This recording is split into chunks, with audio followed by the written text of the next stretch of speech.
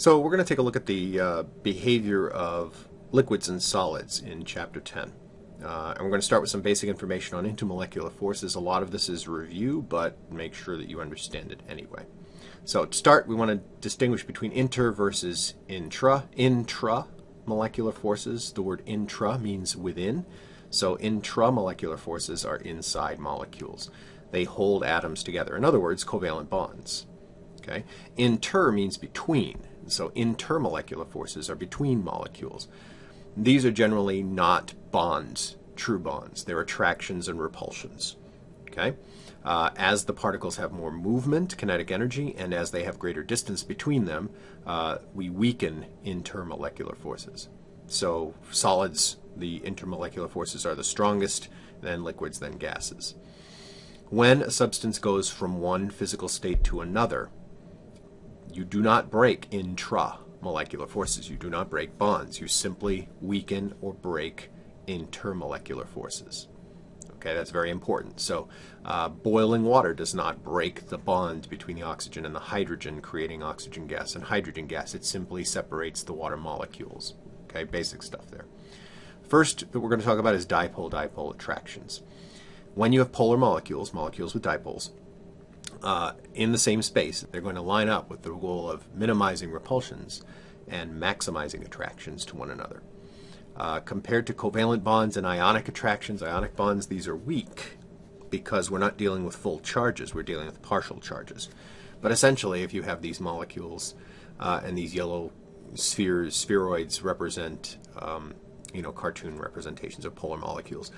They're going to attract each other's positive ends and negative ends will attract each other. And they'll get together in such a way that we maximize the attraction and minimize the repulsion. So that's dipole-dipole attractions. Hydrogen bonding is a very strong version of this. Okay, it happens between hydrogen and nitrogen, oxygen, or fluorine. Essentially, what you need is a slightly positive hydrogen atom and the lone pair of electrons on a more electronegative atom. Okay, so the bond between hydrogen and nitrogen or oxygen or fluorine is very, very polar, and that means that the hydrogen is becoming slightly positive, and because of that, it's going to be attracted to free non-bonded electrons on like an oxygen, a nitrogen, or a fluorine. Okay. The size of hydrogen being so small, you pull away its electrons a little bit and it becomes very positive. Okay, so water is a good example of a molecule that does this hydrogen bonding. You have to have a slightly positive hydrogen in order for this to work. So hydrocarbons, anything where hydrogen is attached to carbon, no hydrogen bonding because the bond between hydrogen and carbon isn't polar. It has to be a polar bond. Okay. One of the things you'll see is that as the amount of hydrogen bonding increases, things like boiling points go up. And down here in this little graph, we have a representation of how boiling point changes as hydrogen bonding is involved. And you'll see water has got a very high boiling point compared to other elements, other molecules made of period 2 atoms. And that's simply because of hydrogen's extreme positive charge in water and the huge ability of water to hydrogen bond. Water should have a much lower boiling point. Finally, we have London dispersion forces, which are sometimes called van der Waals forces. Every molecular compound exhibits them, and they're essentially an attraction between the electrons of one molecule and the nuclei, positive nuclei of another molecule. Since all molecules are made of atoms, they all have electrons and nuclei. They're all going to have these.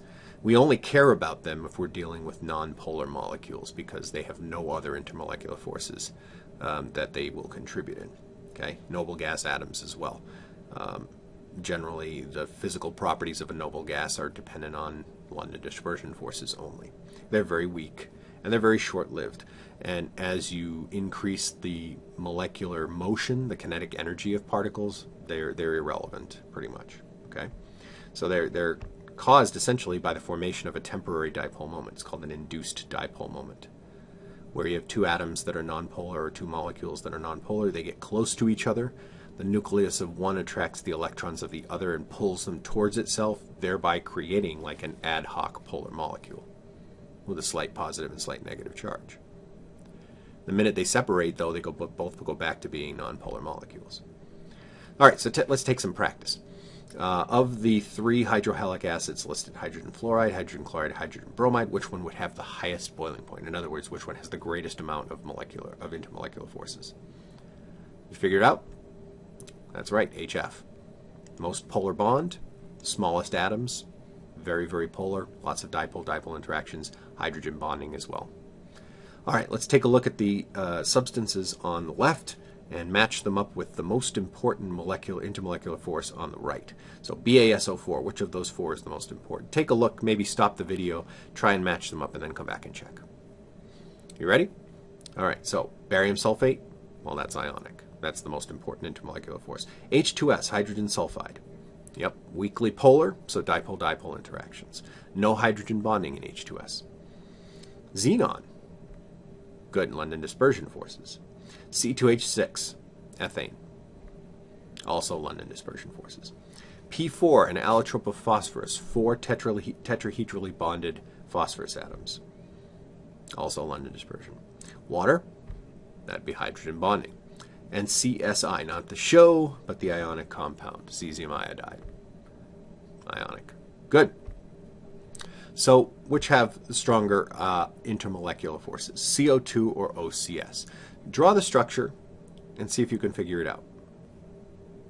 So CO2 is nonpolar, so the only forces involved in CO2 are London dispersion forces, but OCS is a polar molecule, so it's dipole-dipole interactions as well, stronger. Okay. How about PF3 or PF5? Again, draw the structure, 3-dimensional. PF3 is polar, trigonal pyramidal, so it has dipole-dipole attractions. PF5 is trigonal bipyramidal, and all of the phosphorus to fluorine bonds cancel each other out, so it's nonpolar. So only London dispersion forces, so PF3 is the one. How about SF2 or SF6? Same thing. SF2 is bent, it has a dipole moment, a small one, but a dipole moment, so it's polar, so it has dipole-dipole, whereas SF6 is octahedral. All of the bonds have a bond that cancels the other one out, so it's nonpolar. How about SO3 or SO2? Same thing. SO3 is nonpolar, trigonal planar, but SO2 is bent, polar, so it has dipole-dipole interactions. All right, well, what about liquids? Let's take a quick look at liquids, some properties. They're low compressibility. You can't really compress a liquid. You can compress a gas, but you can't compress a liquid. They're not rigid. They take the shape of their container. They flow. Compared to gases, they have a very high density. And they tend to beat up as droplets, although that is caused by something called surface tension, where the molecules on the surface are subject to attractions from the sides and from below. Now, the stronger the IMFs, the stronger that attraction will be. And that's what surface tension is. It's a resistance to an increase in surface area. The greater tension means stronger IMFs, and so we see this with water molecules have a tremendous surface tension because of the hydrogen bonding. And so water molecules tend to bead up, especially on non-polar surfaces that they're not attracted to. You'll get a very sort of dome-shaped droplet. Mercury metal, which has very strong attractions to each other, we'll see metallic bonds in a later lecture. Those droplets are almost spherical because of that. The surface tension of mercury is tremendous. And then if you have something that's non-polar and just has London dispersion forces, its surface tension will be very, very small, and the drops will tend to spread out. So you'll see this in liquid hydrocarbons, for example. You may recognize this shape, this sort of bowl-like shape. We know that's called a meniscus. Well, why does that actually happen? Couple of things come into play. Capillary action is one. Capillary action is the spontaneous rising of a liquid up a tube. Now, it helps if that tube is made of a material that attracts the liquid. Okay?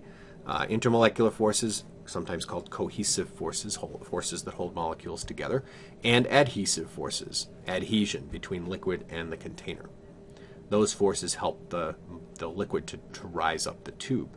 Well, it's also more attracted to the sides of the container. The attractive forces, especially when you're dealing with glass and water, for example, the attractive forces, the adhesive forces, are very strong, and so the water actually climbs up higher on the sides than it does in the middle.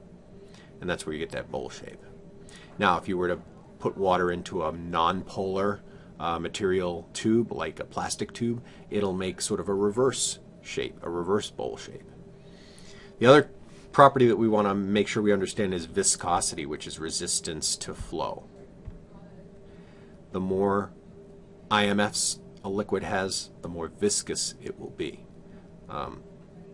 If you have large complex molecules that have lots of IMFs, you're going to have a highly viscous material.